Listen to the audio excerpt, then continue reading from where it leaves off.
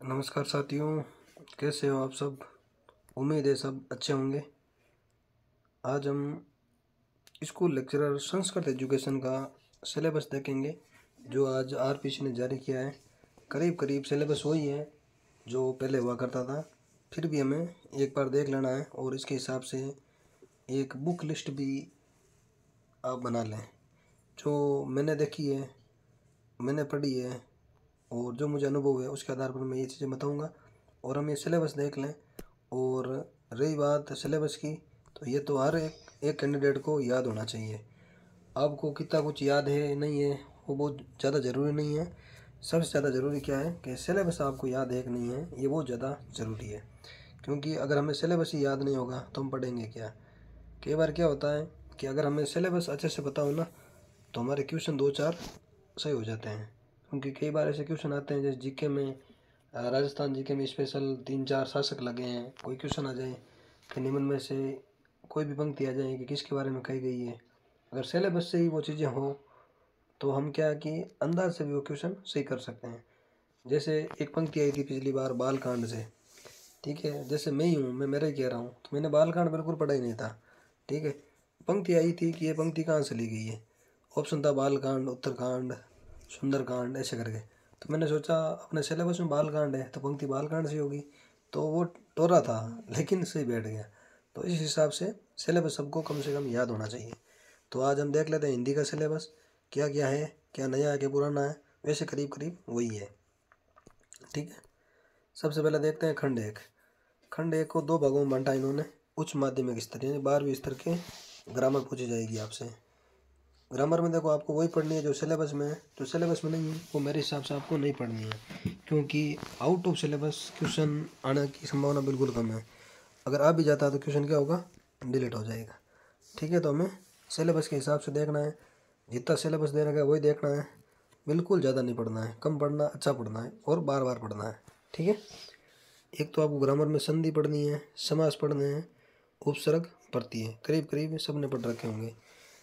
फिर पर्यायवाची शब्द हैं, विलोम शब्द हैं, ये बिनार्थक शब्द हैं, अनेकार्थी शब्द हैं और वाक्यांश के लिए सार्थक शब्द हैं, ये हो गया। फिर है शब्द शुद्धिकरण और वाक्य शुद्धिकरण। एक चीज़ मैं आपको और बता दूं, ये शब्द शुद्धिकरण और वाक्य शुद्धिकरण आपको अनिवार्य रूप से पढ़ना है, इनको बार बार पढ़ना है। क्योंकि सबसे ज़्यादा क्वेश्चन जो 2022 वाली भर्ती थी ना, इसमें इसमें से ज़्यादा लोगों को गलत हुए हैं। तो इसके लिए आपको है ना एक हरदेव बारे की छोटी सी किताब आती है शुद्ध हिंदी। हरदेव बारे की क्या किताब आती है, शुद्ध हिंदी नाम से किताब आती है, छोटी सी। तो मेरे हिसाब से डेली 10-15 मिनट आपको ये किताब पढ़नी चाहिए। छोटी सी है, 50 रुपये की किताब आती है, छोटी सी किताब है। ये देखोगे ना, आप बार बार देखोगे तो आपके क्या है कि शब्द शुद्धि और वाक्य शुद्धि अच्छी हो जाएगी, कोई दिक्कत नहीं रहेगी, ठीक है।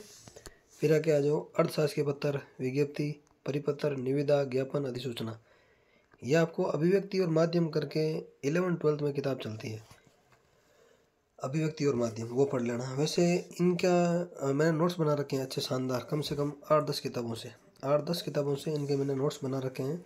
जो भी जनसंचार के साधन है हो गए, ये हो गए पत्र वगैरह। तो मेरे हिसाब से आप वो देख लोगे ना, एक ये और एक ये मेरे पास नोट्स है अच्छे से बना रखे हैं। ये आप देख लोगे तो आपके क्वेश्चन गलत नहीं होंगे, 30 एक पेज के हैं। फिर आपको अभिव्यक्ति और माध्यम पढ़ना भी जरूरी नहीं है, क्योंकि मैंने उसी में से कुछ नोट्स बनाए हैं। कुछ आए हुए क्वेश्चन जो थे ना पहले, उनसे चीज़ें लिख ली है। तो क्योंकि क्वेश्चन वही आने हैं, ठीक है, तो वो देख लें आप। फिर आ जाओ मुहावरे और लोकोक्तियाँ, ये ग्रामर का है। अपठित गद्यांश और पद्यांश है, ये तो आप कर ही लोगे। जनसंचार के प्रमुख माध्यम, तत्संबंधी लेखन एवं पत्रकारिता, ये मेरे पास शानदार तरीके से बनाए हुए हैं, ठीक है। ये और ये कविता, कहानी, वार्ता, रिपोर्टदार, डायरी, लेखन, विषय, परिभाषा, तत्व आदि, ये भी मेरे पास है। कुल मिला के 3 लाइन है ना, इसकी गारंटी मैं ले सकता हूँ पूरी की पूरी। आप कहीं से भी नहीं देखोगे ना, तो ये चीज़ें मैं करवा दूंगा आपको यूट्यूब के माध्यम से भी और जूम के माध्यम से भी बता दूंगा, ठीक है। जूम ऐप है ना, हाँ। तो करीब करीब शायद काफ़ी लोग मुझसे जुड़े हुए हैं, 1000-1200 है शायद ग्रुप में। उसमें से तैयारी कर रहे हैं करीबन 200 के आसपास, है ना। तो जूम के माध्यम से मैं आईडी सेंड कर दूंगा आपको। एक दिन कोई ऐड होना चाहता है तो वो ऐड हो जाएगा, ठीक है। कैसे ऐड होगा, तो क्या है कि मैं आपको एक लिंक प्रोवाइड करवा दूंगा, ठीक है। ये तो हो गया खंड है। फिर आ जाओ आप खंड बी। देखो खंड ए के लिए अब ग्रामर के लिए आपके पास कौन सी की बुक होनी चाहिए? मेरे हिसाब से 9 से 12 ओल्ड किताब चलती थी एक सोहनदान चारण की। किसकी? सोहनदान चारण की। सोहनदान चारण, ये किताब आपको अनिवार्य रूप से पढ़नी चाहिए, क्योंकि सारे क्वेश्चन इससे बाहर मुझे नहीं लगता कहीं से आएंगे। ये किताब आप पढ़ लेना सोहनदान चारण की, और शब्द शुद्धि और वाक्य शुद्धि के लिए हरदेव बारी की आप देख लेना। ये 2 किताबें आपको देखनी है ग्रामर के लिए, छोटी छोटी, ज़्यादा बड़ी किताबें नहीं हैं। आप चाहो तो 2 दिन में इनको पूरी पढ़ सकते हो। ये आप देख लोगे तो आपका काम करीब करीब हो जाएगा, ठीक है, इस इकाई के लिए। और जो ये चीज़ें हैं ये मैं नोट्स दे दूँगा, और आपको किताब पढ़नी है तो 11-12 की आती है, अभिव्यक्ति और माध्यम, ठीक है। फिर आप आ जाओ खंड बी पे। इसमें काव्य शास्त्र है। सबसे आसान टॉपिक यही होते हैं काव्य शास्त्र। एक तो शब्द शक्ति पढ़नी है आपको तीनों, फिर अलंकार है। अलंकार जो सिलेबस में आपको वही देखना है, यमक, श्लेष, उपमा, रूपक, उत्प्रेक्षा, संदेह, भ्रातिमान, दृष्टांत और उदाहरण। इनको आपको तुलनात्मक रूप से देखना है। ये 2 साथ में पढ़ने हैं, ये 3 साथ में पढ़ने हैं, ये 2 साथ में पढ़ने हैं, ये 2 साथ में पढ़ने हैं। इससे क्या है, चीज़ें आपकी कंप्लीट हो जाएगी और कन्फ्यूजन भी नहीं रहेगी, ठीक है। जो अलंकार सिलेबस में आपको वही देखना है, इसके अलावा कुछ भी नहीं देखना है। और हम भी यहाँ कोशिश करेंगे यूट्यूब के माध्यम से और जूम ऐप के माध्यम से भी हम ये सारी चीज़ें देखेंगे, ठीक है। फिर आ जाओ छंद।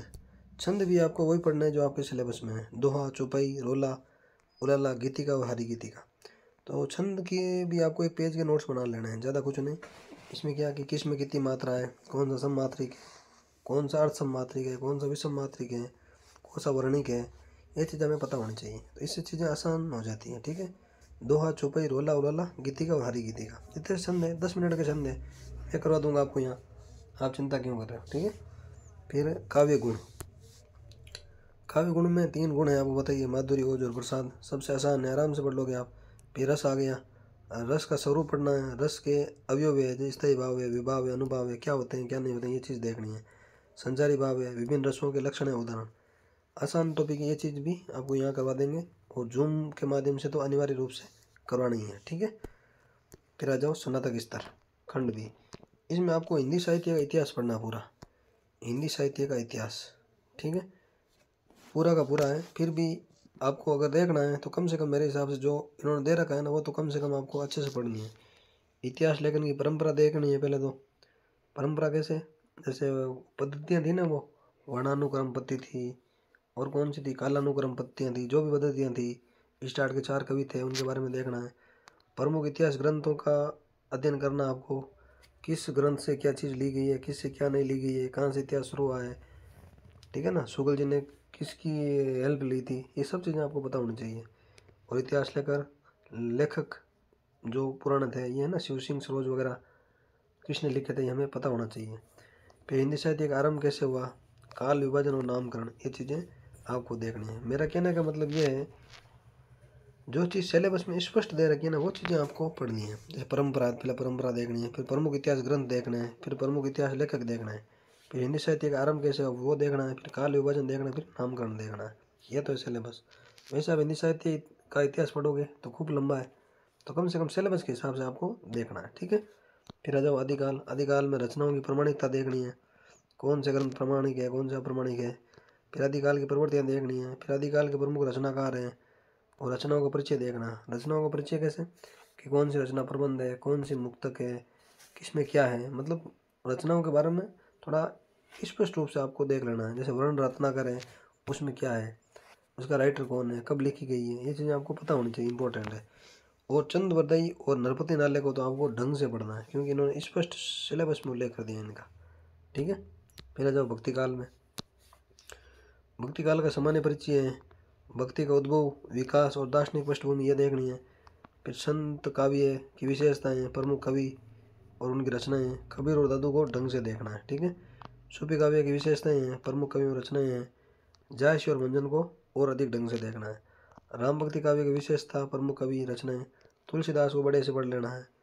कृष्ण भक्ति काव्य की विशेषता है, प्रमुख कवि, रचनाएं हैं, सूरदास, मीरा और नंददास को बड़े से पढ़ लेना है, ठीक है। जो नाम इन सिलेबस में स्पष्ट रूप से दे रखा है ना, उसको और अच्छे तरह से हमें देखना है, क्योंकि कोई किंतु परंतु हमें रखना ही नहीं है। क्योंकि आपको पता है राजस्थान में एक भर्ती आती है तो दूसरी भर्ती 5 साल बाद आती है, मतलब एक भर्ती अपने हाथ से गई कम से कम 5-6 साल गए हैं। ठीक है, तो आपको मौका गंवाना नहीं है, इसी मौके को भुनाना है। ठीक है, वैसे हम जब अपना पाठ्यक्रम शुरू करेंगे तब अच्छे से बाद में बातें करेंगे जो भी है कंटेंट के बारे में। आज तो सिर्फ सिलेबस देख लेते हैं ऊपर ऊपर से, थोड़ा फ्री बैठा था, मैंने सोचा बता ही दे। ठीक है, आवाज़ धीरे आ रही होगी लेकिन मुझे लग रहा है आप सुन पा रहे हो आराम से। आगे देखो, रीतिकाल। रीतिकाल में क्या, रीति से तात्पर्य है, रीति का अर्थ क्या है, रीतिबद्ध कौन से कवि थे इसमें, रीतिसिद्ध में कौन से थे, रीतिमुक्त में कौन से थे, ये आपको पता होना चाहिए। और रीतिकाल की प्रवृत्तियाँ पता होनी चाहिए, विशेषताएँ और प्रवृत्ति एक ही चीज़ है। ठीक है, प्रमुख रचनाकार को परिचय पता होना चाहिए, कम से कम देवभूषण बिहारी घनानंद, ये आपको अनिवार्य रूप से आना चाहिए। ठीक है, अनिवार्य रूप से। फिर आधुनिक काल है, आधुनिक काल की पूर्व पीढ़ी देखो, मतलब आधुनिक काल के कवि कैसे थे, कौन कौन से कवि थे, इनके बारे में देखना है।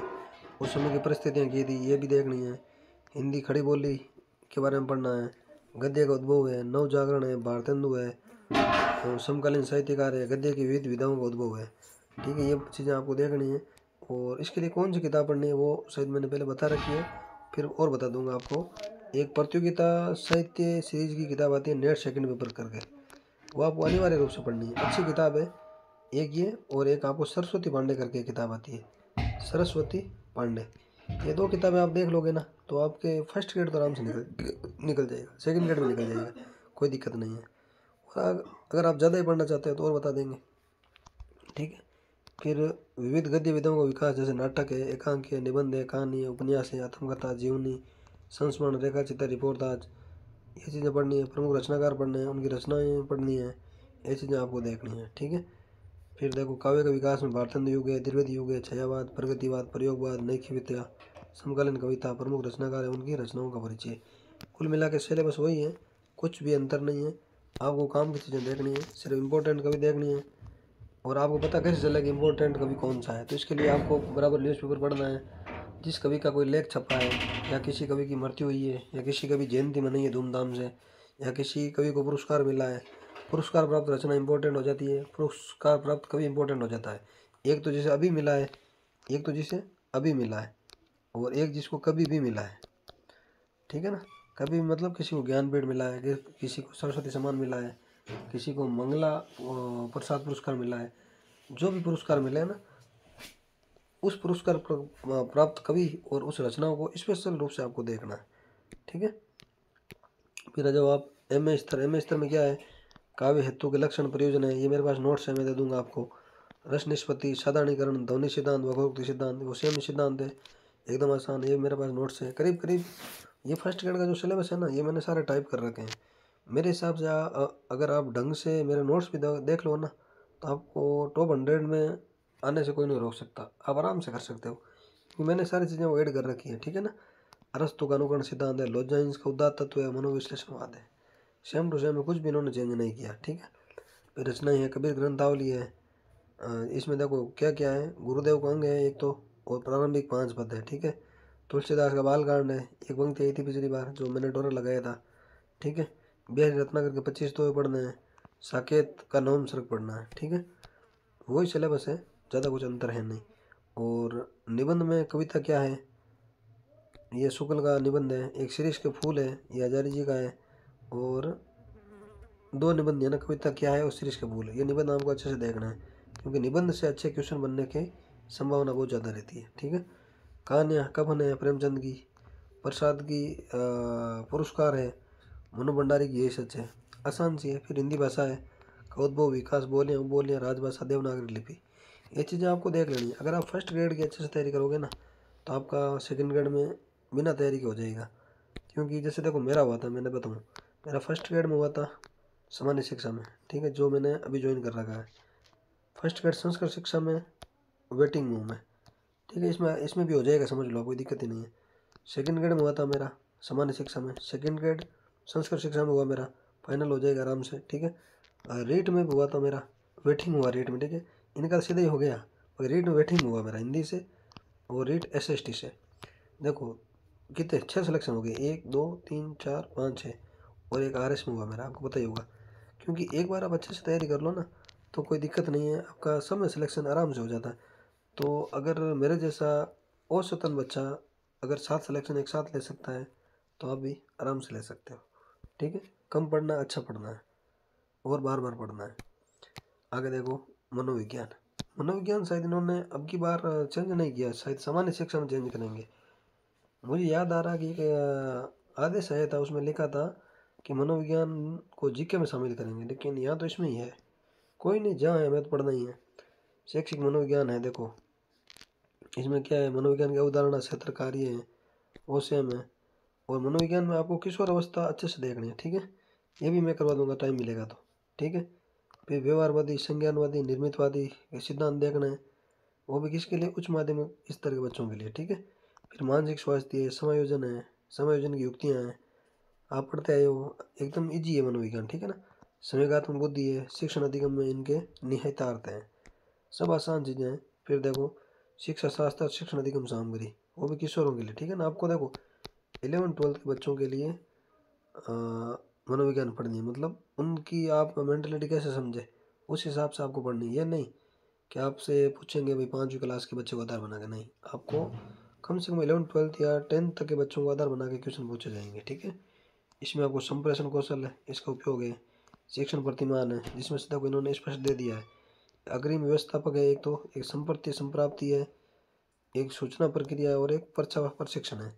यही आपको देखना है, इसके अलावा आपको नहीं देखना है, क्योंकि जो सिलेबस में हमें वही देखना है। ठीक है, फिर शिक्षण के दौरान अधिगम सामग्री है, निश्चय कार्य अधिगम है, सब एकदम ईजी है।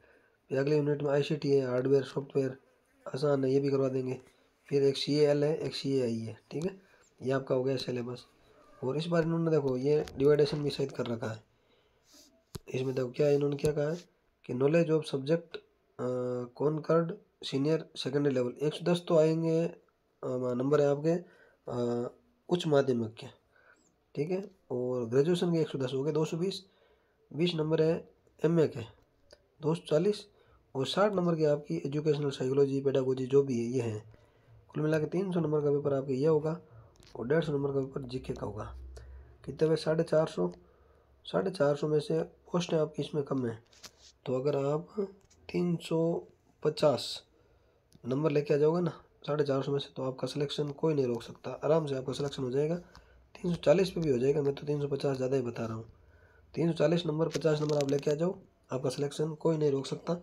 और ये नहीं सोचना आपको कम सीटें हैं, ये है वो है, तो मेरा आपको यही कहना है, जहाँ सीटें कम होती है ना वहाँ सिलेक्शन के चांस और ज़्यादा बढ़ जाते हैं, क्योंकि तैयारी करने वाले लोग होते नहीं हैं, कोचिंग वाले भी इतने एक्टिव रहते नहीं हैं। ठीक है ना, पेपर लीक का तो अब आपको पता ही है, अब कम हो ही जाएंगे लग रहा है, जिस तरह सरकार एक्शन ले रही है। फिर देखो हमें मेहनत करनी है, मेहनत पूरी करेंगे तो आराम से हो जाएगा। ठीक है, मिलते हैं नेक्स्ट वीडियो में अच्छे से कंटेंट के साथ। जय हिंद, जय भारत।